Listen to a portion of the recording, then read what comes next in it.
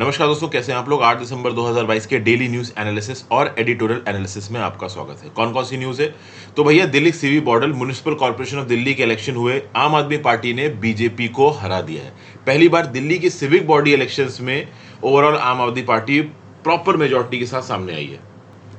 250 में से 134 सीटें आम आदमी पार्टी ने जीती हैं। 15 साल से बीजेपी राज कर रही थी, अब आम आदमी पार्टी है। फिर आरबीआई ने अपने रेपो रेट को 35 बेसिस पॉइंट यानी 0.35% से बढ़ा के 6.25% कर दिया। इसके बारे में बात करेंगे। गूगल से केंद्र की सरकार ने, ministry of information and broadcasting ने बोला है कि ये बेटिंग और गैम्बलिंग से रिलेटेड ऐड लाना बंद करो, स्पोर्ट्स से रिलेटेड। और वो स्पोर्ट्स ब्लॉग की तरह दिखा के, न्यूज वेबसाइट की तरह दिखा के तो लाना बिल्कुल ही बंद कर दो। इसको देखेंगे। University grants commission international publisher से बात कर रही है कि आप भारतीय लैंग्वेजेस में किताबों को पब्लिश करें। इसके लिए जो भी जरूरी मदद है वो यूजीसी प्रोवाइड करेगा। इसके बारे में बात करेंगे। सेंट्रल इलेक्ट्रिसिटी अथॉरिटी की चेयरमैनशिप के अंदर एक कमेटी बनी है जो कि इस बात के ऊपर डिस्कशन कर रही है कि कैसे 2030 तक इंडिया में 500 गीगावाट की रिन्यूएबल एनर्जी का इंस्टॉलेशन किया जाए। और इसको करने में 2.44 ट्रिलियन रुपीस, 2,44,000 करोड़ रुपया खर्च होगा। तो ये पर्टिकुलर न्यूज देखेंगे। उसके साथ साथ एडिटोरियल्स देखिए। तो कल का एक एडिटोरियल विनीत सर डिस्कस नहीं कर पाए थे। कल विनीत सर ने एडिटोरियल अपलोड किया था। कभी कभी मुझे कुछ काम होता है तो विनीत सर एडिटोरियल्स और करंट अफेयर्स कर देते हैं, प्लीज बियर विद इट। तो कल एक एडिटोरियल छूट गया था, scenarios for the future of India in the world. कुछ खासा नहीं है उसमें पॉइंट, उसको मैं डिस्कस कर लूंगा। बिम्स्टेक को कैसे सार्क का अल्टरनेटिव बना के साउथ एशियन रीजनल ऑर्डर को सुधारा जा सकता है, इसको लेके का आर्टिकल, इसको देखेंगे। फिर रिजर्वेशन में से कास्ट को एक बेसिस हटा देना, ये अपने आप में बहुत गलत बात होगी। इसको लेके ऑथर क्या बोल रहा है, इसके बारे में बात करेंगे। इंडिया को एक इफेक्टिव टूरिस्ट पुलिस की जरूरत है, क्योंकि इंडिया में इंटरनेशनल टूरिस्ट अराइवल्स बहुत बढ़ रहे हैं। इसके बारे में बात करेंगे। तेलंगाना के अंदर एयरपोर्ट मेट्रो एक्सप्रेस को बढ़ाने से रिलेटेड जो फाइनेंसेस है, इसके बारे में बात करेंगे। बीजेपी की आइडियोलॉजिकल ऑर्गेनाइजेशनल मसल से रिलेटेड एक आर्टिकल है। मैं इसको इंटेंशनली छोड़ रहा हूं, किसी पर्टिकुलर पॉलिटिकल पार्टी की आइडियोलॉजी हम नहीं चेक कर रहे। उसके साथ साथ not every instance of sharing false news requires arrest and remand. अभी हुआ यह है कि गुजरात में जो मोरबी ब्रिज ट्रेजेडी हुई, उसके बाद प्रधानमंत्री मोदी जी वहां विजिट करने गए। अब उसको लेके एक फॉल्स फिगर पब्लिश कर दिया साकेत गोखले नाम के एक एक्टिविस्ट ने, जो कि ऑल इंडिया तृणमूल कांग्रेस का है। अब इसको गुजरात पुलिस ने जयपुर से जाके अरेस्ट कर लिया। इस बात को लेके यहाँ पे क्रिटिसाइज किया जा रहा है सरकार के एक्शन को। तो ये एक न्यूज है। तो इतनी न्यूज़ मैं डिस्कस करने वाला हूँ। बहुत सारी न्यूज़ हैं आज। बिना टाइम वेस्ट किए आगे बढ़ते हैं। वीडियो पे लाइक और शेयर का बटन, दोस्तों चैनल को अब तक शेयर और सब्सक्राइब नहीं किया कर लीजिए। इंस्टाग्राम पे फॉलो कर लीजिए, आपसे जुड़ने की कोशिश करता हूँ। टेलीग्राम ग्रुप ज्वाइन कर लीजिए। लेक्चर की पीडीएफ और नोटिफिकेशन वहां पे आपको मिल जाएगी। Word of the day, knee jerk reaction. Knee jerk reaction मतलब एक क्विक रिस्पॉन्स। आपसे किसी ने कुछ बोला, आपने पलट के उसका जवाब दिया। आपके सामने कोई चैलेंज आया, आपने पलट के उसके ऊपर एक्शन लिया। तो इसको क्या बोला आपने, नी जर्क रिएक्शन। मतलब कोई चीज के अगेंस्ट में आपने अपनी तरफ से तुरंत रिस्पॉन्स किया, उसको डिले नहीं किया। चलिए पहली news. AAP secures win with 134 seats in municipal polls and 15 year rule of BJP. तो भैया मेडन विक्ट्री, पहली विक्ट्री है म्युनिसिपल कॉर्पोरेशन ऑफ दिल्ली में। किसकी? आप पार्टी की। पिछले 15 साल से म्युनिसिपल कॉर्पोरेशन ऑफ दिल्ली और सिविक बॉडी के इलेक्शंस में बीजेपी जीत रही थी, लेकिन इस बार आम आदमी पार्टी ने 134 सीटें जीती हैं। ओवरऑल बीजेपी ने 104 सीटें दिखी हैं। और सिविक बॉडी पोल्स में जितने मेंबर हैं, इस बात पर डिपेंड करेगा कि दिल्ली का मेयर चुनने में कौन पॉलिटिकल पार्टी डोमिनेंट है। तो ऑब्वियस सी बात है, इस बार आप डोमिनेंट रहने वाली है। बीजेपी का भी एक मेजर से रहेगा, क्योंकि बीजेपी ने 104 सीटें तो देखी जीती हैं। ओवरऑल अगर आप देखो तो अभी मई 2022 में नॉर्थ, साउथ और ईस्ट दिल्ली की म्युनिसिपल कॉर्पोरेशन को मिला के एक म्युनिसिपल कॉर्पोरेशन बना दी गई थी, municipal corporation of Delhi. Municipal corporation of Delhi का मैप आपको बहुत बड़ा यहाँ पे नजर आ रहा है। इसके साथ साथ दो और है, एक है दिल्ली कंटोनमेंट, एक है न्यू दिल्ली म्युनिसिपल कॉर्पोरेशन। तो ये जो particular municipal corporation of Delhi है, ये 96% इलाका और 96% ऑफ आबादी ऑफ दिल्ली को कैटर करता है। ठीक है ना भाई। यहाँ पे न्यू दिल्ली म्युनिसिपल काउंसिल और दिल्ली कैंटोनमेंट बोर्ड भी है। Municipal corporation of Delhi 1397.3 square kilometre का इलाका कवर कर रहा है। इससे पहले municipal corporation of Delhi 3 municipalities में बटा हुआ था, north Delhi municipal corporation, south Delhi municipal corporation, east Delhi municipal corporation. और ये तीनों जोड़ के म्युनिसिपल कॉर्पोरेशन ऑफ दिल्ली 22 मई 2022 को कर दी गई थी। ओवरऑल जो टोटल नंबर ऑफ सीट्स थी इसमें, उसको 272 से कम करके 250 कर दिया गया था। मतलब यहाँ पे डीलिमिटेशन भी हुआ है। एक वार्ड के अंदर कितना इलाका होता है, ये भी यहाँ पे बदला गया। अगर आप 5 साल पहले चले जाओ, 2017 के सिविक पोल्स की बात करो तो 272 सीटों में 181 सीटें जीती थी बीजेपी ने। अब उस समय पे ऑब्वियसली बात है 3 अलग अलग म्युनिसिपल कॉर्पोरेशंस थी और टोटल 272 सीटें थी, तो 272 में 181 बीजेपी ने जीती थी। उस समय पे बीजेपी का वोट शेयर था 36.08%। और उसी इलेक्शंस में आपने भी कंटेस्ट किया था, आम आदमी पार्टी ने 48 सीटें जीती थी, वोट शेयर था 26.23%। 2022 के एमसीडी इलेक्शंस में बीजेपी का वोट शेयर बढ़ा है, बीजेपी का वोट शेयर है 39.1%, लेकिन आपका वोट शेयर है 42% और आप यहां पे विक्टोरियस बन के सामने आइए। इनफैक्ट 250 में से 134 आपके पास है, 50% से ज्यादा सीटें हैं आपके पास, तो आपके पास प्रॉपर मेजॉरिटी है म्युनिसिपल कॉर्पोरेशन ऑफ दिल्ली में। कांग्रेस के हालात इस बार भी बहुत ज्यादा खराब है। 2022 के सिविक पोल्स में कांग्रेस ने 77 सीट जीती थी, 2017 के सिविक पोल्स में कांग्रेस ने 31 सीट जीती थी और इस बार कांग्रेस ने केवल 9 सीटें जीती हैं। 2017 में कांग्रेस ने 21.09% वोट्स खींचे थे अपने पास और 2022 में केवल 11.68% वोट्स। तो हालत काफी खराब है कांग्रेस की। हालांकि पॉलिटिकल पार्टीज की हालत हमें डिस्कस नहीं करनी है। एक और बात, न्यू दिल्ली में 1.45 करोड़ वोटर्स हैं, जिसमें 73 लाख लोगों ने यहाँ पे new Delhi civic body polls में अपने वोट डाले। ठीक है भाई, चलिए अगली न्यूज पे आ जाते हैं। GS paper 3 Indian economy. RBI glow slows on rate limits increase to 35 BPS. भैया रिजर्व बैंक ऑफ इंडिया ने अपना benchmark policy repo rate 35 basis point यानी 0.35% से बढ़ा के कितना कर दिया है, 6.25%। मतलब अब लोन और ज्यादा महंगे होने वाले हैं, क्योंकि रेपो रेट वो रेट होता है जिस रेट पे आरबीआई पैसा देती है शेड्यूल्ड कॉमर्शियल बैंक्स को। तो अगर आरबीआई शेड्यूल्ड कॉमर्शियल बैंक्स को ज्यादा रेट पे पैसा दे रही है तो शेड्यूल्ड कॉमर्शियल बैंक्स आगे पैसा महंगे रेट पे घुमाएंगे। तो पहले अकोमोडेटिव मॉनेटरी पॉलिसी स्टांस के बस हम उल्टा जा रहे हैं, अब हम ओवरऑल रेपो रेट को बढ़ा रहे हैं, लोन्स की कीमत मार्केट में महंगी हो रही है। ठीक है भाई। शक्तिकांता दास साहब ने यहां पे बोला है कि भैया सबसे गंदा इन्फ्लेशन हमारे पीछे हो चुका है। ओवरऑल भले ही हमारी जीडीपी ग्रोथ रेट 7% से 6.8% पे एस्टिमेटेड है, बट हम फिर भी कह सकते हैं कि worst of inflation is behind us, economy कहीं ना कहीं रेजिलियंट है। ये सब बातें यहाँ पे ओवरऑल शक्तिकांता दास साहब कह रहे हैं। फिर आगे अगर बात की जाए यहाँ पे तो इन्फ्लेशन की अगर आप बात करो तो इन्फ्लेशन अभी भी 6% की जो अपर टॉलरेंस लिमिट है, जो आरबीआई मॉनेटरी पॉलिसी कमेटी ने 4± 2% पे रखी थी, 6% से ऊपर ही चल रही है और इसके सुधरने के या फिर आप कह लो स्टेबलाइज होने के आसार कम है। इन्फ्लेशन प्रोजेक्शन फॉर 2022-23 6.7% पे इस समय पे होवर कर रहा है और ये आरबीआई की अपर टॉलरेंस लिमिट 6% से ज्यादा जनवरी 2022 से, अब सोचिए जनवरी, फरवरी, मार्च, अप्रैल, मई, जून, जुलाई, अगस्त, सितंबर, अक्टूबर, नवंबर, दिसंबर पे आ गए हैं। मतलब पूरा साल इस बार 6% से ज्यादा ही आपका इन्फ्लेशन रहा है। उसकी बहुत सी वजह हैं, बहुत सारी हाइटेंड अनसर्टेनिटीज हैं, जियोपॉलिटिकल टेंशंस हैं, फाइनेंशियल मार्केट वॉटिलिटी है, वेदर रिलेटेड डिस्क्रिप्शंस है और उसके साथ साथ पैंडेमिक का इफेक्ट तो देखो पिछले 2-3 सालों से चल ही रहा है। आरबीआई की जो डेप्यूटी गवर्नर है माइकल पात्रा साहब, उन्होंने बोला है कि भैया इन्फ्लेशन का मॉडरेशन धीरे धीरे होगा, बहुत क्रूअल तरीके से होगा, एकदम से नहीं होगा। आरबीआई पूरी कोशिश कर रही है कि भाई इन्फ्लेशन को कंट्रोल करें। हमारा सबसे पहला इमीडिएट टारगेट है 6% से कम करना इन्फ्लेशन को, उसके बाद हम 4% के आसपास ले जाने का टारगेट करेंगे। मार्च 2023 तक का जो क्वार्टर है, जनवरी से मार्च 2023, मतलब 2022-23 फाइनेंशियल ईयर का आखिरी क्वार्टर, उसमें inflation on an average expect किया जा रहा 5.9% आरबीआई की रिपोर्ट के हिसाब से। और 2023-24 का जो पहला क्वार्टर है, मतलब अप्रैल, मई, जून 2024, उसमें इन्फ्लेशन एक्सपेक्ट किया जा रहा 5% और जो दूसरा क्वार्टर है जुलाई का सितंबर, उसमें इन्फ्लेशन एक्सपेक्ट किया जा रहा 5.4%। तो देखिए आगे क्या निकल के आ रहा है इन्फ्लेशन के रिस्पेक्ट में। फिर आरबीआई की मॉनेटरी पॉलिसी स्टेटमेंट्स में देखिए क्या क्या बोला गया है। The biggest risk to the outlook continue to be the headwinds emanating from protracted geopolitical tensions, global slowdown, and tightening of global financial conditions. Real GDP growth is expected at 7.1% for Q1 of 23-24 and 5.9% of Q2 of 23-24. मतलब अभी भी हमारे सामने बहुत सारे changes आ सकते हैं। दुनिया भर में जियोपॉलिटिकल टेंशंस चल रहे हैं, रशिया यूक्रेन का वॉर कब तक चलेगा, कब तक सप्लाई लाइंस अफेक्टेड रहेंगी, कब तक ओपेक प्लस कंट्रीज पेट्रोलियम के प्रोडक्शन को काट के रखेंगी, 2 मिलियन बैरल्स कम पैदा कर रहे हैं ना प्रतिदिन, तो ये सब चीजें कहीं ना कहीं मैटर करती हैं।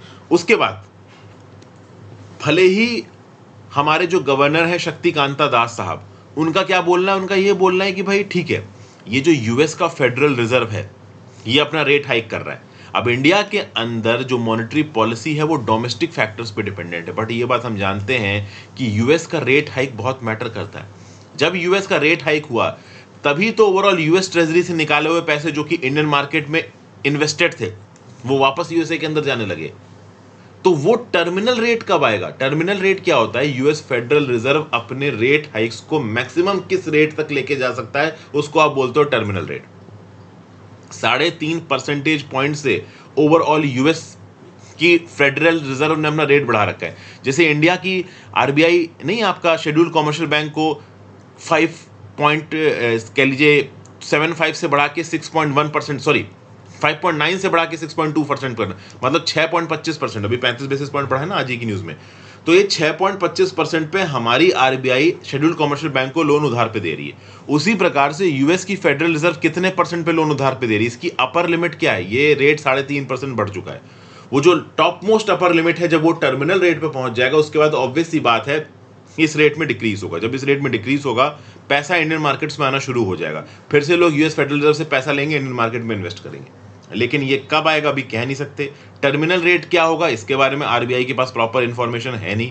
टर्मिनल रेट क्या होगा ये डिसाइड करेगी यूएस की फेडरल रिजर्व, तो वो हमेशा टाइम ही बताएगा। शक्तिकांता दास साहब कॉन्फिडेंस लाने की कोशिश कर रहे हैं, ये बताने की कोशिश कर रहे हैं कि हमारी मॉनेटरी पॉलिसी डोमेस्टिक फैक्टर्स के हिसाब से है, बट ये इंटरनेशनल फैक्टर जैसे कि यूएस फेडरल रिजर्व का टर्मिनल रेट, इसको हम एसेस नहीं कर सकते हैं। बट कितनी बुरी कंडीशन में भी हमारा रुपी स्टेबल है और आगे आने वाले समय में यूएस फेडरल रिजर्व का जो रेट हाइक है वो घटेगा, रेट कम होगा, पैसा इंडिया के अंदर वापस आएगा। इस उम्मीद के साथ यहाँ पे अपना मॉनेटरी पॉलिसी स्टेटमेंट शक्तिकांता दास साहब ने सामने रखा है। इनफैक्ट अगर आप देखो तो यूएस की federal open market committee policy statement late जनवरी 2023 में आएगा, तो उसमें हो सकता है रेट हाइक को वहां पे स्टेबलाइज किया जाए। Next GS paper 2 education.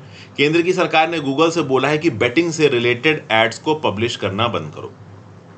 तो इंफॉर्मेशन एंड ब्रॉडकास्टिंग मिनिस्ट्री ने गूगल से बोला है कि हमने जो एडवाइजरी इशू की है to comply for refraining from publishing और broadcasting advertisement of online betting platform. इस समय पे बहुत से ऑनलाइन बेटिंग प्लेटफॉर्म चल रहे हैं। अगर आप देखो तो अक्टूबर में मिनिस्ट्री ने गाइडलाइन इशू की थी, ओके, और ये बोला था कि 13 जून 2022 को जो हमने एडवाइजरी निकाली थी जिसमें हमने ये बोला था कि ऑफशोर बेटिंग प्लेटफॉर्म्स जो कि इंडिया के अंदर सरोगेट एडवर्टीजमेंट कर रहे हैं इनको रोकना है। ऑफशोर बेटिंग प्लेटफॉर्म मतलब कि इंडिया में बेस ना होके इंडिया के बाहर से, ताइवान से, चाइना से, हांगकांग से, म्यांमार से, कनाडा से, यूएस से कोई बेटिंग का प्लेटफॉर्म चला रहा है और वो बेटिंग हो रही है इंडिया के अंदर। अब वो क्रिकेट से रिलेटेड बेटिंग हो सकती है, रमी, ऑनलाइन पोकर, किसी चीज की भी बेटिंग हो सकती है। तो हो क्या रहा था कि जो ऑफशोर बेटिंग प्लेटफॉर्म्स थे, मतलब दूसरी कंट्रीज से ऑपरेट कर रहे थे, इंडिया के मार्केट में यूजर्स को स्पोर्ट्स के या फिर किसी और पर्टिकुलर फील्ड में बेटिंग के ऑप्शंस प्रोवाइड कर रहे थे। और खास बात ये थी कि ये ओवरऑल अपने एडवर्टीजमेंट्स को बड़े बड़े टीवी चैनल्स पे दिखाते थे और अलग तरीके से दिखाते थे। जैसे फॉर एग्जांपल बेटिंग को आप सीधे सीधे नहीं दिखा सकते, तो उस पर्टिकुलर चीज को प्रोफेशनल स्पोर्ट्स ब्लॉग की तरह दिखाना, एक स्पोर्ट्स न्यूज वेबसाइट्स की तरह पोर्ट्रे करना, जबकि एक्चुअली में वो है क्या? एक्चुअली में वो बेटिंग प्लेटफॉर्म है। सरोगेट एडवर्टीजमेंट का जो बेस्ट पहले एग्जांपल हमने देखा है वो ये रहा है कि भैया म्यूजिक सीडी के बहाने आप अपनी शराब बेच रहे हो, ठीक है ना, life is short make it large, Shahrukh Khan उसमें ऐड कर रहे हैं और बड़े बड़े स्टार्स ऐड कर रहे हैं। उसी प्रकार से आप बेटिंग के प्लेटफॉर्म को as a sports website portray कर रहे हो, जबकि सबको पता है कि आप एक्चुअली में अपने बेटिंग प्लेटफॉर्म को पोर्ट्रे कर रहे हो, तो इसको बोलते हैं सरोगेट एडवर्टीजमेंट। अब पहले ये सरोगेट एडवर्टीजमेंट कैसे होती थी कि टेलीविजन चैनल्स पे जब भी स्पोर्ट्स वगैरह ब्रॉडकास्ट हो रहा होता था, क्रिकेट ब्रॉडकास्ट हो रहा होता था, तो उसके बीच में ओवरऑल जो एडवर्टीजमेंट आते थे उसमें इस प्रकार के सरोगेट एडवर्टीजमेंट चला दिए जाते थे। और खास बात दोस्तों ये है कि इन ऑफशोर गेमिंग प्लेटफॉर्म्स ने ओवरऑल 3,500 करोड़ रुपया खत्म किया है एडवर्टीजमेंट पे, अगर आप रिपोर्ट्स की बात माने। अब आप बोलोगे ये रिपोर्ट्स दे कौन रहा है, तो एक एपेक्स बॉडी है AIGF, इसको बोलते हो ऑल इंडिया गेमिंग फेडरेशन। फिर ministry of information and broadcasting भी समय समय पर अपनी रिपोर्ट बनाती रहती है अलग अलग डाटा के आधार पर। उस डाटा से पता चल रहा है कि ऑफशोर बैटिंग प्लेटफॉर्म्स ने एडवर्टीजमेंट पे 3,500 करोड़ रुपए खर्च किया है। और अगर इसमें आप स्पॉन्सरशिप और इन्फ्लुएंसर मार्केटिंग जोड़ दोगे, इन्फ्लुएंसर मार्केटिंग मतलब किसी बड़े क्रिकेटर को 5-6 करोड़ रुपए दे दिए और वो डायरेक्टली आपके कह लो बैटिंग प्लेटफॉर्म को प्रमोट कर रहा है इनडायरेक्ट तरीके से, सरोगेट तरीके से। ऑब्वियसली बात है, कोई क्रिकेटर ये नहीं बोलेगा कि बैटिंग करो सट्टा लगाओ, बट वो उसका नाम ले लेगा किसी और सेंस में और ओवरऑल आप तक मैसेज पहुंच जाएगा। तो इसी कंटेक्स्ट में अगर आप देखो तो मिनिस्ट्री ऑफ इंफॉर्मेशन ब्रॉडकास्टिंग ने पहले इन ओवरऑल बैटिंग प्लेटफॉर्म्स की जो एडवर्टीजमेंट थी वो टेलीविजन चैनल पे बंद करवाई। बाद में देखा गया कि टेलीविजन चैनल से अलग हटके इन लोगों ने अपनी मार्केटिंग सोशल मीडिया के थ्रू करनी शुरू कर दी। तो उसके बाद अगर आप देखो तो यहां पे अब गूगल को ये एडवाइजरी इशू की गई है मिनिस्ट्री ऑफ इंफॉर्मेशन ब्रॉडकास्टिंग के द्वारा कि ऑफशोर ऑनलाइन बेटिंग प्लेटफॉर्म्स के सरोगेट प्रोडक्ट्स के ऐड आपके प्लेटफॉर्म में नजर नहीं आने चाहिए। गाइडलाइंस का नाम क्या है? Prevention of misleading advertisements and endorsements for misleading advertisements 2022 consumer protection act के अंदर ये गाइडलाइंस आई हैं। They are read with advertisement code under the cable TV network regulation act. तो आप समझ ही सकते हो कि सरोगेट एडवर्टीजमेंट एक स्ट्रैटेजी है प्रोडक्ट को एडवर्टीज करने की, वो प्रोडक्ट जो ओपनली एडवर्टीज नहीं हो सकता। ठीक है ना भाई? तो पहले ये चीज टेलीविजन चैनल्स के थ्रू हो रही थी, टेलीविजन चैनल्स के थ्रू रोक दी गई। उसके बाद गूगल जैसे सोशल मीडिया प्लेटफॉर्म पे हो रही है, वहां पे भी यहाँ पे सरकार एडवाइजरी इशू कर रही है कि तुम भी अपने प्लेटफॉर्म से मत करो। नहीं तो ऑब्वियसली बात है, बड़े आराम से ministry of information broadcasting 100, 200, 300 crore का फाइन ठोक सकती है गूगल के ऊपर। तो गूगल डेफिनेटली इन प्रोडक्ट्स की अब मार्केटिंग नहीं करेगा। Okay, ministry of information and broadcasting के इंटरवेंशन के चलते ये जो गाइडलाइंस लाई गई है prevention of misleading advertisements and endorsements for misleading advertisement 2022, इसके चलते कहीं ना कहीं इस प्रकार के सरोगेट एडवर्टीजमेंट्स कम हुए हैं। इनको पूरी तरीके से खत्म करने की जरूरत है। वैसे यहां पे फोकस किया जा रहा है ऑफशोर आप कह लो बेटिंग प्लेटफॉर्म्स पे। मेरे हिसाब से तो जो इंडिया के अंदर से भी ऑपरेट होने वाले बेटिंग प्लेटफॉर्म्स हैं उनको होल्ड करना चाहिए, लेकिन फिर वही डिबेट आ जाती है game of chance end game of skill. अब अलग अलग तरीके से हाई कोर्ट में जाके गेम ऑफ चांस को गेम ऑफ स्किल में प्रूव कर देते हैं ये बैटिंग वाले, और वो चीज़ लीगलाइज हो जाती है। तो ठीक है, वो ओवरऑल हमारी जुडिशरी देखेगी, सरकार देखेगी over the course of time. AIGF की यहाँ पे बात की, ऑल इंडिया गेमिंग फेडरेशन की, तो ये एक एपेक्स इंडस्ट्री बॉडी है ऑनलाइन गेमिंग के लिए। 100 से ज़्यादा ऑनलाइन गेमिंग कंपनीज, चाहे वो ई स्पोर्ट्स की हो, फैंटेसी गेमिंग की हो, कार्ड गेम्स, कैजुअल गेमिंग, उनका इसके ऊपर सब्सक्राइबर बेस है। Next news, GS paper 2, UGC forms panels to work on text book in Indian languages. By university grants commission ने रिसेंटली इंटरनेशनल पब्लिशर्स के साथ एक मीटिंग की और एक टाइमलाइन सेट की है 6 से 12 महीनों की, और ये बोला है कि इंडिया के अंदर जो अंडर ग्रेजुएट कोर्सेज हैं उसकी किताबें, उसकी पब्लिकेशंस भारतीय भाषाओं में छापी जाए। तो BA हो गया, BCom हो गया, BSc जैसे अंडर ग्रेजुएट प्रोग्राम्स के लिए इंडियन लैंग्वेजेस में किताबें अवेलेबल हो, इसके लिए इंटरनेशनल पब्लिशर्स के साथ इंगेज कर रहा है university grants commission. University grants commission ने बोला है कि जितनी भी मदद चाहिए इन पब्लिशर्स को, टेक्निकल मदद हो गई, शब्दावली में मदद हो गई, प्रिंटिंग के लिए जो प्लेट बनानी उसकी मदद हो गई, ये सब मदद UGC प्रोवाइड करेगा इन इंटरनेशनल पब्लिशर्स को। और कौन कौन सी रीजनल लैंग्वेजेस में बुक छापी जाएंगी? तो तेलुगु, कन्नड़, तमिल, मराठी, गुजराती, मलयालम, उड़िया, बंगाली, असमीज, उर्दू, हिंदू, इन सब में ओवरऑल ये किताबें छापी जाएंगी। ठीक है, UGC ने यह भी बोला है कि हमने पब्लिशर्स को इन्फॉर्म किया है कि UGC इंसेंटिवाइज करेगा उन इंडियन ऑथर्स को जो कि रीजनल लैंग्वेजेस में किताबें लिखेंगे। तो एक तो इससे रीजनल लैंग्वेजेस का प्रमोशन होगा, दूसरा जो वल्नरेबल और रूरल इलाकों से लोग आ रहे हैं वो अपनी लोकल भाषाओं में पढ़ पाएंगे। कुछ लोगों को लग रहा है कि इससे इंग्लिश का ग्रास्प खत्म हो जाएगा। जी नहीं, इंग्लिश का ग्रास्प खत्म नहीं होगा। इंग्लिश वर्जन भी किताबों का अवेलेबल है, ये स्टूडेंट्स इंग्लिश वर्जन भी पढ़ सकते हैं, eight the same point of time English भी इंप्रूव कर सकते हैं। ऐसा नहीं कि कोई तेलुगु में या हिंदी में पढ़ रहा है तो उसके ऊपर कोई ऑब्लिगेशन है कि वो इंग्लिश में नहीं पढ़ सकता, वो इंग्लिश में भी पढ़ सकता है। तो ओवरऑल इस अप्रोच से भारतीय सरकार आगे चल रही है, लेकिन ऑब्वियस बात है इसके बहुत सारे अपोजिशन करने वाले लोग भी हैं जिनके बारे में हमने पहले बात की। UGC ने बोला है कि ट्रांसलेशन टूल से रिलेटेड, टेक्स्ट बुक के आइडेंटिफिकेशन से लेकर एडिटिंग से रिलेटेड जो भी मदद चाहिए इन पब्लिशर्स को हम प्रोवाइड करेंगे। वैसे बता दूं, इससे पहले all India council for technical education 270 first year engineering के टेक्स्ट बुक्स को 12 रीजनल लैंग्वेजेस में ऑलरेडी ट्रांसलेट कर चुका है, और इन बुक्स को ऑलरेडी लॉन्च भी कर चुके हैं होम मिनिस्टर अमित शाह साहब। मध्य प्रदेश में पहली साल की MBBS बुक्स को हिंदी में बांटा गया था। यूजीसी के इंसिस्टेंस पे बार काउंसिल ऑफ इंडिया ने एक पैनल फॉर्म किया है जिसको लीड कर रहे हैं former chief justice of India S.A. Bobde, ताकि लीगल बुक्स को भी रीजनल लैंग्वेजेस में ट्रांसफॉर्म किया जाए। मतलब लॉ की पढ़ाई भी आप रीजनल लैंग्वेजेस में कर सको, इसका भी इंतजाम करने की कोशिश कर रही है सरकार। Next GS paper 3, renewable energy plan to install 500 gigawatt of renewable energy capacity by 2030 to cost 2.44 trillion. अब भाई ये क्या न्यूज है, इसको देखते हैं। तो भैया इंडिया ने प्लान किया है कि 500 गीगावाट रिन्यूएबल एनर्जी कैपेसिटी हम 2030 तक इंस्टॉल करेंगे और इसमें खर्चा आएगा लगभग 2.44 लाख करोड़ का। ऐसा बोला एक कमेटी ने जिसको कॉन्स्टिट्यूट किया गया है सेंट्रल इलेक्ट्रिसिटी अथॉरिटी के द्वारा। आर.के. सिंह साहब जो minister for power and renewable energy हैं, उन्होंने एक इवेंट लॉन्च के समय पे बोला, the plan we are launching today is in line with our commitments and it will also pave the way for adding the required generational capacity.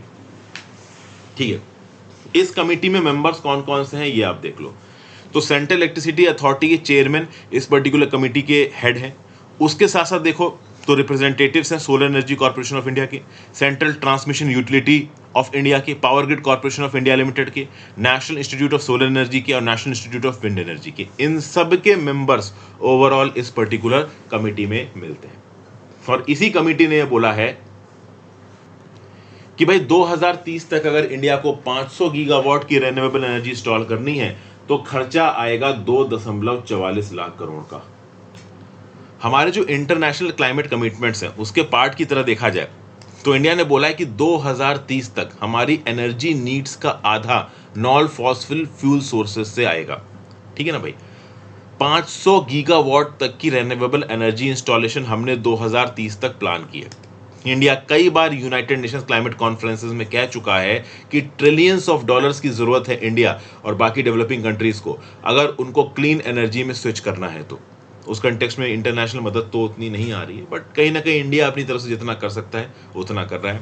फिर ये भी बताया जा रहा है इस कमेटी के द्वारा कि इस 500 गीगावाट इंस्टॉल्ड कैपेसिटी को लाने के लिए कुछ ट्रांसमिशन हार्डवेयर भी लगाना पड़ेगा, जिसमें 8120 सर्किट किलोमीटर्स होगा high voltage direct current transmission corridors का, 25,960 सर्किट किलोमीटर होगा 765 किलोवोल्ट एसी लाइंस का, 15,578 सर्किट किलोमीटर्स होगा 400 किलोवोल्ट की लाइंस का और 1052 सर्किट किलोमीटर्स होगा 220 किलोवोल्ट की केबल का। इन सबको लगाने में 2.44 लाख करोड़ आएगा। अब ये पैसा कहां से आएगा ये एक बहुत बड़ा सवाल है। इस सवाल को पोज किया है सेंट्रल इलेक्ट्रिसिटी अथॉरिटी की इस पर्टिकुलर कमेटी ने।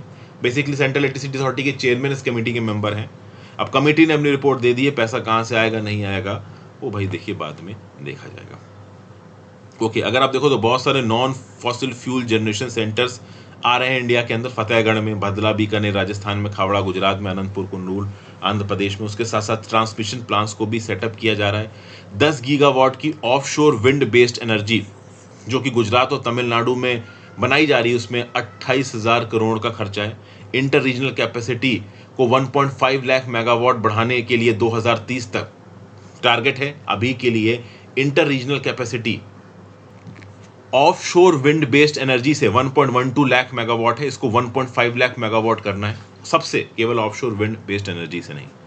तो एक छोटा सा फिगर है यहाँ पे, देखिए इस फिगर में बहुत ज़्यादा कुछ था नहीं इसलिए बहुत डिटेल में आपको बता नहीं रहा हूँ। यहाँ पे सबसे ज़्यादा इंपॉर्टेंट चीज़ आपके लिए क्या है, सबसे ज़्यादा इंपॉर्टेंट चीज़ ये है कि जो पर्टिकुलर कमेटी बनाई गई है, ओके, सेंट्रल इलेक्ट्रिसिटी अथॉरिटी के द्वारा, जिसमें सेंट्रल इलेक्ट्रिसिटी अथॉरिटी के ही चेयरमैन मेंबर भी हैं, साथ साथ और भी मेंबरशिप है। इस पर्टिकुलर कमेटी ने बोला है कि 2030 तक 500 गीगावाट रिन्यूएबल एनर्जी के लिए 2.44 लाख करोड़ की जरूरत है। ये पर्टिकुलर फिगर बहुत ज़्यादा ज़रूरी है।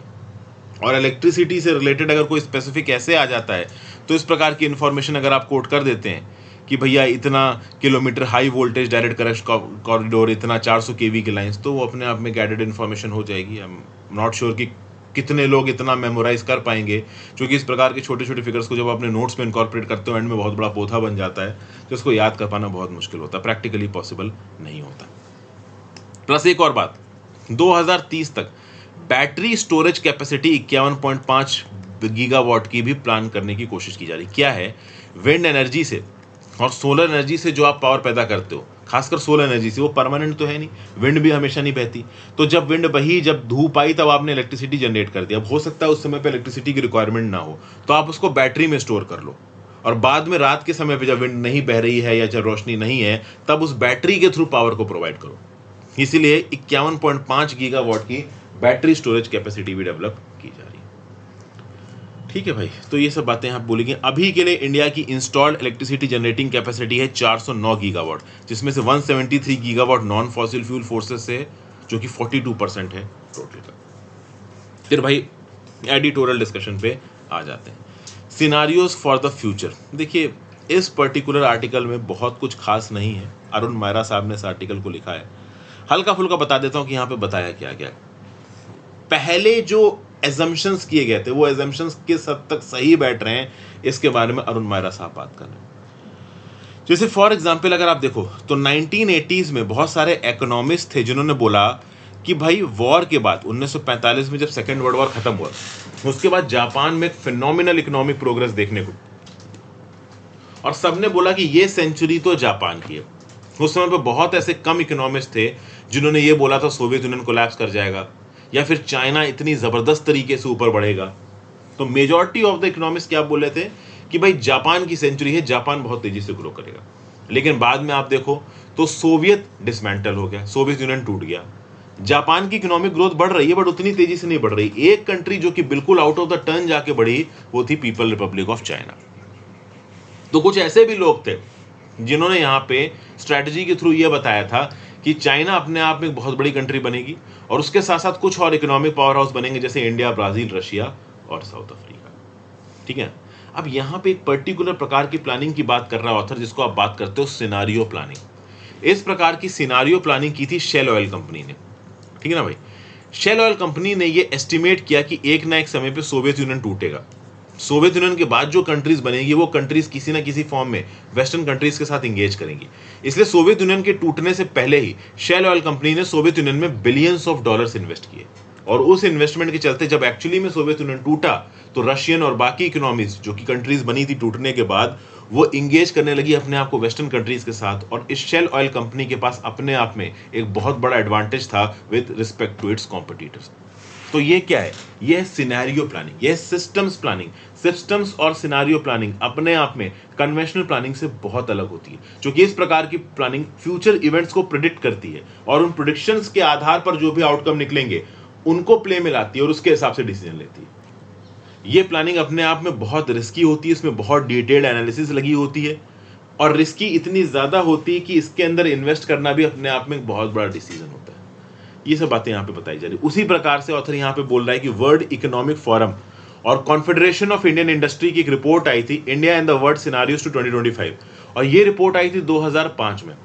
इस पर्टिकुलर रिपोर्ट ने भी इंडिया के फ्यूचर के 3 सिनारियोज को एस्टिमेट किया था, और वो 3 सिनारियोज क्या थे कि जिस प्रकार में बॉलीवुड में इंडिया को पोर्ट्रे किया जाता था, मतलब जब इंडिया में एलपीजी रिफॉर्म्स आए, इंडिया की इकोनॉमी ग्रो करना शुरू हुई, तो शुरू में तो सब कुछ बहुत अच्छा लग रहा था। लेकिन इस पर्टिकुलर रिपोर्ट ने बताया कि एक समय ऐसा आएगा जब इंडिया के अंदर अमीर बहुत ज्यादा बढ़ जाएंगे। हम मिलियनियर्स अगर आप देखो तो इंडिया के अंदर बहुत बढ़ रहे हैं। वेल्थ का कंसंट्रेशन जो टॉप क्वार्टर में, टॉप 20% में लोग हैं, उनके पास बहुत ज्यादा है। महंगे कपड़े खरीदते हैं, महंगी कारें खरीदते हैं, वो महंगी शैंपेन और शराब पीते हैं। ठीक है ना, ये एंटरप्रेन्योर्स वेल्दी होते जा रहे हैं। Eight the same point of time India का एक बहुत बड़ा क्राउड है जो गरीब होता जा रहा है, और ये गरीब क्राउड फ्रस्ट्रेटेड है। उसके चलते अर्बन क्राइम्स बढ़ रहे हैं, वायलेंट अर्बन क्राइम्स, चोरी, रेप, नक्सल इलाकों में नक्सलिज्म, इस प्रकार की चीजें बहुत बढ़ रही हैं।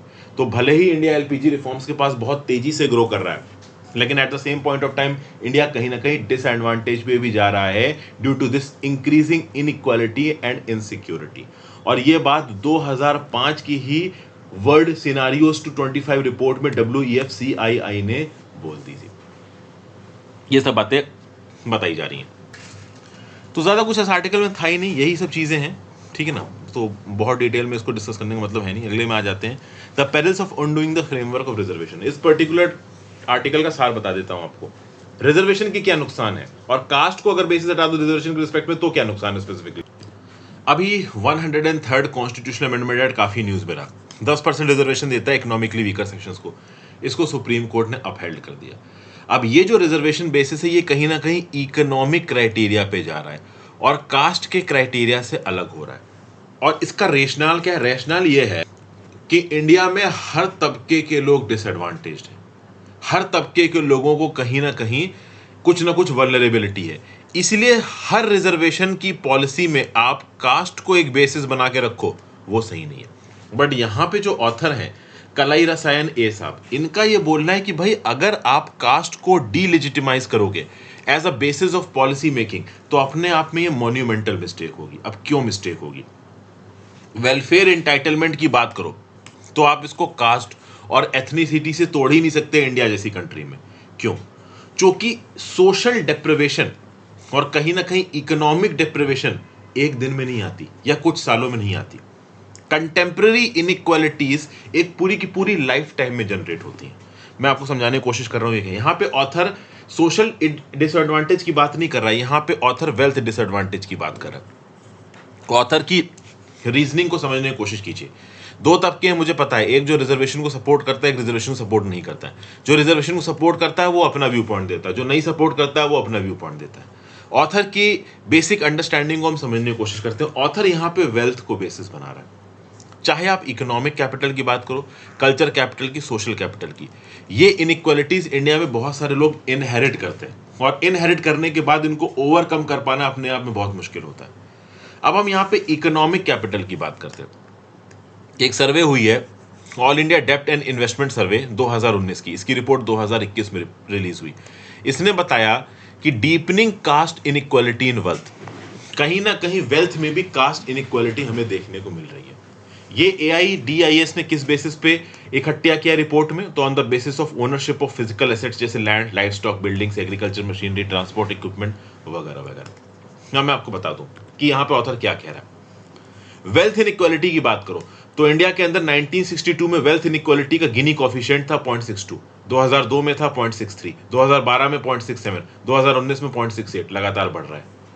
अगर आप बात करो कंजम्पशन की अलग अलग ग्रुप्स के दौरान तो वेल्थ इनइक्वालिटी है 0.37। अब कंजम्पशन में तो होगा ही ना दोस्तों। कंजम्पशन की अगर आप बात करो तो हर इंसान एक बेसिक लेवल ही कंज्यूम करेगा। आप आटा दाल चावल ही खाओगे ना। अगर आप कुछ वेल ऑफ हो तो एक नॉर्मल गाड़ी ही खरीदोगे ना, स्विफ्ट जैसी कोई गाड़ी खरीद लोगे। अब हर कोई ऑडी, BMW, मर्सिडीज तो खरीदता नहीं है, समझ गए। इनकम की अगर आप बात करो तो इनकम में गिनी कॉफिशिएंट है 0.45% का। वेल्थ में जो गिनी कॉफिशिएंट है वो 0.68% पहुंचा हुआ है। मतलब वेल्थ के रिस्पेक्ट में अगर आप देखो तो इनइक्वालिटी इंडिया में बहुत ज्यादा है और ये इनइक्वालिटी अपर कास्ट के फेवर में है। 2019 में अपर कास्ट की पर कैपिटा वेल्थ थी 8,03,977, ओबीसी 4,09,000, दलित की 2,28,000, ट्राइबल्स की 2,32,000। तो यहां पे अपर कास्ट के पास दलित से 3 गुना और ओबीसी से 2 गुना वेल्थ है। अगर आप देखो तो अपर कास्ट इंडिया की 45% वेल्थ का कंट्रोल में बैठे हैं, ओबीसी 40%, दलित 10% और आदिवासी 5%। जो टॉप 20% है उसकी 55% वेल्थ अपर कास्ट के पास है, 36% ओबीसी के पास, 5% एससी के पास, 3% ट्राइबल के पास। तो इन सब डाटा को देखते हुए आप बड़े आराम से बोल सकते हो कि हमारे देश में वेल्थ इनइक्वालिटी है। कुछ हद तक ऑथर की बात बिल्कुल सही है। जब भी रिजर्वेशन की बात होती है तो इकोनॉमिक क्राइटेरिया को प्ले में लाया जाता है कि हाँ भाई अपर कास्ट के लोग भी तो इकोनॉमिकली डिसएडवांटेज्ड हैं, लेकिन ऑथर यहाँ पे एनालिसिस के थ्रू ये दिखाने की कोशिश कर रहा है कि वेल्थ में भी ओवरऑल अपर कास्ट एडवांटेज पे है। हालांकि सरकार इस बात को इस तरीके से डिफेंड करेगी कि जिनके पास ज्यादा वेल्थ है उनको हमने इकोनॉमिकली वीकर सेक्शन का कोटा ही नहीं दिया, तो सबके पास अपने अपने डिफेंड करने के पॉइंट है। फिर ऑथर ये बता रहा है कि वेल्थ के अंदर 2 कंपोनेंट बहुत इंपॉर्टेंट होते हैं, लैंड और बिल्डिंग और फाइनेंशियल एसेट। लैंड होता है 60%, बिल्डिंग होती है 22%, फाइनेंशियल एसेट है 60%। अब कॉलोनियल एरा के समय से ही बहुत सारा लैंड अपर कास्ट के पास चला गया था, चूंकि ब्रिटिश पॉलिसीज ही ऐसी थी। लैंड पॉलिसी रिफॉर्म्स लाई थी सरकार ने, बट वो प्रॉपर तरीके से सक्सेसफुल नहीं हुए। तो ऑथर ये कहने की कोशिश कर रहा है कि आज़ादी के बाद भी ज़्यादातर लैंड का कंट्रोल किसके पास रहा? अपर कास्ट के पास ही रहा, ठीक है ना। फिर धीरे धीरे स्पेकुलेशन की वजह से इस लैंड की कीमत बनी और आज की डेट में लैंड का मैक्सिमम कंसंट्रेशन अपर कास्ट के पास ही है। तो ओवरऑल वेल्थ में भी अगर आप देखो तो कास्ट के बेसिस पे एक बड़ी इनइक्वालिटी एग्जिस्ट करती है। तो अगर आप कास्ट को डीलेजिटिमाइज कर रहे हो as a policy matter for reservation तो वो बिल्कुल भी सही नहीं है इंडिया जैसी कंट्री में, ऐसा ऑथर यहां पे कहने की कोशिश कर रहा है। फिर भाई सार्क के अल्टरनेटिव की तरह चीजें यहां पे दिखाने की कोशिश की जा रही है। दिसंबर 8 को सार्क चार्टर डे बनाया गया। 37 साल पहले सार्क बना था, south Asian association of regional corporation. Bangladesh, Bhutan, India, Maldives, Nepal, Pakistan, Sri Lanka, ठीक है ना भाई, मिलकर इन्होंने बना दिया था। ओके, अफगानिस्तान बाद में सार्क ज्वाइन कर लिया, लेकिन सार्क एक्चुअली में प्रॉपर तरीके से फंक्शन कर नहीं पाया। जिस प्रकार से एशियान की कंट्रीज आपस में इंगेज करती हैं, सब सहारन अफ्रीका की कंट्रीज आपस में इंगेज करती हैं, सार्क इंगेज नहीं कर पाया। सार्क में कहीं ना कहीं इंडिया पाकिस्तान दो प्रोमिनेंट पार्टनर्स थे। पाकिस्तान ने सार्क के हर डिसीजन को वीटो किया है, तो इस कंटेक्स्ट में सार्क कतई सक्सेसफुल नहीं हुआ। और आज की डेट में इंडिया सार्क को प्रोग्रेसिवली देखता भी नहीं, इंडिया सार्क के अंदर एंगेज करने की कोशिश करता भी नहीं, क्योंकि इंडिया अगर कोई भी इनिशिएटिव लेके आएगा तो पाकिस्तान उसको ब्लॉक करेगा। इसलिए इंडिया अपना ध्यान सार्क से बिम्स्टेक की तरफ लेके जा रहा है, और एक्चुअली में ये बहुत अच्छा स्टेप है। सार्क के अंदर बहुत अच्छे स्टेप्स भी थे, बहुत अच्छे आप कह लो कुछ इंस्टीट्यूशंस भी थे, जैसे south Asian university. South Asian university जैसे इंस्टीट्यूशंस में बहुत पोटेंशियल था, बट ये अपना पोटेंशियल मीट नहीं कर पाए due to indifference by Pakistan. तो इस कंटेक्स्ट में अब हम सार्क से बिम्स्टेक की तरफ जा रहे हैं। लेकिन ध्यान दीजिएगा, बिम्स्टेक की तरफ जाने में भी अभी की डेट में कुछ कमियां हैं। समझिए कमियां क्या हैं। कमियां ये हैं कि अगर आप एशियान एग्रीमेंट को देखोगे, तो एशियान एग्रीमेंट में कोई भी डिसीजन जो कि 2 या 3 कंट्रीज में आपस में हो रहा है, उसको बाकी कंट्रीज वीटो नहीं कर सकती। सार्क के अंदर क्या है कि सार्क के अंदर अगर इंडिया बांग्लादेश आपस में इंगेज करें तो इस प्लान को पाकिस्तान वीटो कर सकता है, बट एशियान में ऐसा नहीं है। तो बिम्स्टेक के अंदर भी -1 वाली अप्रोच एक्टिव होनी चाहिए। मतलब बिम्स्टेक के अंदर अगर 2 पार्टनर्स आपस में एंगेज कर रहे हैं बिम्स्टेक के अम्ब्रेला के अंदर, तो कोई तीसरा पार्टनर उसको वीटो ना कर पाए। ये हमें सार्क से सीखना चाहिए, और बिम्स्टेक में चार्टर में ये पर्टिकुलर चीज को हमें ऐड करना चाहिए। अब तक हमने ऐड नहीं किया। नो डाउट बायलैटरल रिलेशनशिप्स बहुत इफेक्टिव, मतलब इंडिया बांग्लादेश आपस में एंगेज कर रहे हैं, इंडिया नेपाल आपस में एंगेज कर रहे हैं, लेकिन मल्टीलेटरल रिलेशनशिप की बात ही अलग होती है। इसलिए बिम्स्टेक जैसे ऑर्गेनाइजेशन को सक्सेसफुल बनाना इंडिया के लिए बहुत ज्यादा जरूरी है। ये बातें यहां पे बताई जा रही। तो ओवरऑल जो सार्क की कमी थी, जो कि एशियान में नहीं है, उसको बिम्स्टेक लाने में बात कर रहे हैं। वो पर्टिकुलर बात मैंने आपको बता दी, एशियान -X फॉर्मूला इसको बोलते हैं। मतलब एशियान के अंदर अगर कोई 2 ऐसी कंट्रीज हैं जो मिलकर अपना कुछ करना चाहती हैं, तो तीसरी कंट्री उसके बीच में इंटरफेयर नहीं कर सकती। यही चीज हमें बिम्स्टेक में भी इंक्लूड करने की जरूरत है। सार्क इंस्टीट्यूशंस में SAU साउथ एशियन यूनिवर्सिटी जैसे कॉन्सेप्ट्स थे, इनको भी बिम्स्टेक में लाने की जरूरत है। ओवरऑल बिम्स्टेक को बहुत तेजी से एग्जीक्यूट करने की जरूरत है। साउथ एशिया आज भी दुनिया में वन ऑफ द मोस्ट आप कह लो डिसएडवांटेज आप कह लीजिए एक रीजन है, जहां पे बहुत सारी गरीबी है, पोटेंशियल फॉर इकोनॉमिक कंसोलिडेशन बहुत ज्यादा है, बट वो बन नहीं पा रहा है। तो वो ओवरऑल बिम्स्टेक के मैकेनिज्म से लाया जा सकता है, ये बताया जा रहा है। फिर अगला एक इफेक्टिव टूरिस्ट पुलिस का होना। भाई 2024 तक इंडिया के अंदर 13.34 मिलियन फॉरेन टूरिस्ट आएंगे, 1,33,00,000 से ज्यादा फॉरेन टूरिस्ट आएंगे। तो इस कंटेक्स्ट में इंडिया में एक फॉरेन पुलिस का होना बहुत ज्यादा जरूरी है। देखिए अभी कुछ दिन पहले केरला की सेशन कोर्ट ने 2 आदमियों को उम्र कैद की सजा दी, क्योंकि 2018 में उन्होंने एक लाटवियन टूरिस्ट का रेप और मर्डर किया था। फिर अभी 6 अप्रैल को इस साल में गोवा के एक होटल में 12 साल की रशियन लड़की का रेप हुआ, और वो रेप उस पर्टिकुलर होटल के एक एम्प्लॉय ने किया। वो लड़की अपनी मां के साथ रुकी हुई थी। एक इराकी कपल आके गुरुग्राम में रुका हुआ था, हस्बैंड का ट्रीटमेंट कराना था, उनके पास कुछ पैसे थे, $15,000 लेके भाग गए कुछ लोग जो कि पुलिसमैन वहां पे बन के आए थे। एक ब्रिटिश वुमेन लॉयर जो कि 2 सितंबर में इंडिया में आई, उसके साथ सेक्सुअल मिसकंडक्ट हुआ कैब के अंदर। वो इतना परेशान हो गई, 2 दिन बाद ही वो इंडिया छोड़ के चली गई। तो ये सब चीजें इंडिया की इमेज को खराब करते हैं। वी एज इंडियंस हमारी रिस्पॉन्सिबिलिटी बनती है कि हमारे देश में जो भी फॉरेन टूरिस्ट आ रहे हैं हम उन्हें सेफ फील कराएं। अभी वो साउथ कोरियन यूट्यूबर के साथ क्या हुआ, उसकी वीडियो वायरल हुई थी, वो तो आपने देखा ही था। कहीं ना कहीं जो टूरिस्ट आते हैं, खासकर जो वुमेन टूरिस्ट आती हैं बाहर से, ये विक्टिम हो जाती हैं सेक्सुअल अटैक्स बाय क्रिमिनल्स। इस प्रकार की चीजें इनके अगेंस्ट देखने को देखी गई हैं। और जो ब्रिटिश लॉयर आई थी साउथ दिल्ली में, जिसके साथ वो इंसिडेंट हुआ था कैब ड्राइवर वाला, वो तो रिपोर्ट करना भी पसंद नहीं कर रही थी। उसको उम्मीद ही नहीं थी इंडिया के लीगल सिस्टम से कि हाँ भाई कुछ अच्छा हो सकता है। नेशनल क्राइम रिकॉर्ड्स ब्यूरो के डाटा के हिसाब से दिल्ली में पिछले साल 27 केसेस ऑफ क्राइम रजिस्टर्ड हुए अगेंस्ट फॉरेनर्स।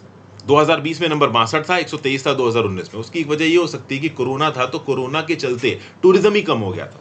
लेकिन कहीं ना कहीं केसेस तो हो रहे हैं, और ये तो रजिस्टर्ड केसेस हैं। बहुत सारे ऐसे केसेस होंगे जो रजिस्टर ही नहीं होते होंगे। तो उस कंटेक्स्ट में ये बहुत ज्यादा जरूरी हो जाता कि हमारे पास खुद की एक टूरिस्ट पुलिस हो। अगर आप इजिप्ट जैसी कंट्रीज में जाओगे, वहां पे आपको एक टूरिस्ट पुलिस नजर आएगी। वहां के लोग भी बहुत पेस्टर करते हैं टूरिस्ट को, बट वहां पे प्रॉपर तरीके से टूरिस्ट पुलिस घूमती रहती है। पिछले 3 सालों में इंडिया में 29 फॉरेनर्स का मर्डर हुआ है, 14 फॉरेनर्स का रेप हुआ है पिछले साल, 16 का 2020 में रेप हुआ था, 12 का 2019 में रेप हुआ था। क्या मजाक चल रहा है क्या? फॉरेनर्स इंडिया के अंदर घूमने आते हैं और यहाँ पे उनका रेप हो रहा है। तो कैसे उनको भरोसा होगा कि इंडिया उनके लिए सेफ है? और जब वो इंडिया के अंदर आते हैं तो वो इंडिया के अंदर पैसा खर्च करते हैं, टूरिज्म प्रमोट होता है, लोगों की कमाई होती है। 2019 में इंडिया ने $30 बिलियन कमाए थे टूरिज्म से। 2020 में घट गए कोविड के चलते, बट इनका पोटेंशियल तो है ना भाई। तो इसी कंटेक्स्ट में देखो, तो मिनिस्ट्री ऑफ टूरिज्म ने in collaboration with BPRD, bureau of police research and development, एक कॉन्फ्रेंस ऑर्गेनाइज की दिल्ली में 19 अक्टूबर 2022 को। और ये बोला गया कि भाई वो क्या स्पेसिफिक रिक्वायरमेंट्स है जिनके बारे में टूरिस्ट को सेंसिटाइज किया जाए और एक यूनिफॉर्म टूरिस्ट पुलिस स्कीम बनाई जाए पैन इंडिया लेवल पे, जिसके चलते जितने भी फॉरेन टूरिस्ट इंडिया के अंदर आ रहे हैं वो सेफ फील करें। तो जो टूरिस्ट पुलिस का कंसेप्ट है, ये पिछले कई सालों से डिस्कस किया जा रहा है, प्रॉपर तरीके से अभी बन नहीं पा रहा है। तो उसको बनाने के लिए बीपीआरडी ने एक बुकलेट भी निकाली है टूरिस्ट पुलिस स्कीम से रिलेटेड, जिसमें tourist police station, control room, outpost, uniform, recruitment, qualification, सब की बात की जा रही है। शुरुआत में टूरिस्ट पुलिस को 25 पॉपुलर टूरिस्ट स्पॉट्स पे डिप्लॉय किया जाएगा। जैसे जैसे टूरिज्म का नंबर बढ़ेगा किसी पर्टिकुलर जगह पे, जो टूरिस्ट पुलिस है उनकी क्वांटिटी भी यहाँ पे बढ़ेगी। इंडिया में बहुत सारे हाई प्रोफाइल केसेस भी देखने को मिले हैं। बित्ती होत्रा मोहंती नाम के एक इंडिविजुअल ने एक जर्मन लड़की का रेप कर दिया 21 मार्च 2006 को। और आपको बता दूं, बित्ती होत्रा मोहंती एक आईपीएस का बेटा था, सीनियर आईपीएस का, ठीक है ना। इसको पहले जेल में बंद किया गया, पैरोल पे इसको छोड़ा गया, 15 दिन के लिए पैरोल मिली थी इसको, उसके बाप ने इसकी गारंटी दी थी और बाद में बंदा गायब हो गया, 7 साल तक नहीं मिला। 7 साल के बाद 2013 में फिर से री अरेस्ट हुआ। तो इस प्रकार के केसेस भी इंडिया के अंदर देखने को मिले। इसको तो क्राइम पेट्रोल में भी दिखाया गया था। तो टूरिस्ट पुलिस बहुत ज्यादा जरूरी है इंडिया के अंदर ओवरऑल टूरिस्ट की सिक्योरिटी को मेंटेन करने के लिए। फिर आ जाते हैं reality check on airport metro express. भाई तेलंगाना की सरकार 31 किलोमीटर की मेट्रो लाइन बना रही है, जो कि राजीव गांधी इंटरनेशनल एयरपोर्ट को माइंड स्पेस जंक्शन रायदुर्ग से जोड़ेगी। इसको बनाने में 6,250 करोड़ का खर्चा आएगा। ये कुछ उस प्रकार की ट्रेन लाइन है जैसी ऑलरेडी आपको दिल्ली में देखने को मिलती है। दिल्ली में जो एयरपोर्ट एक्सप्रेस है उसमें अगर आप चढ़े हो तो आपने देखा होगा। इसी के साथ साथ तेलंगाना की सरकार एक 26 किलोमीटर ऊंचा मेट्रो का आप कह लो स्ट्रेच भी बना रही है, फ्रॉम लकड़ी का पुल टू सिटी सेंटर, और ये जोड़ेगा बीएचईएल रामचंद्रपुरम से भी। इसको बनाने में 8,453 करोड़ का खर्चा आ रहा है। ठीक है भाई। अभी जो हैदराबाद रेल मेट्रो प्रोजेक्ट है ना, मेट्रो रेल प्रोजेक्ट, इसका फर्स्ट फेज यहाँ पे लॉन्च हो चुका है। और फर्स्ट फेज में अगर आप देखो तो ठीक ठाक नुकसान भी हुआ है।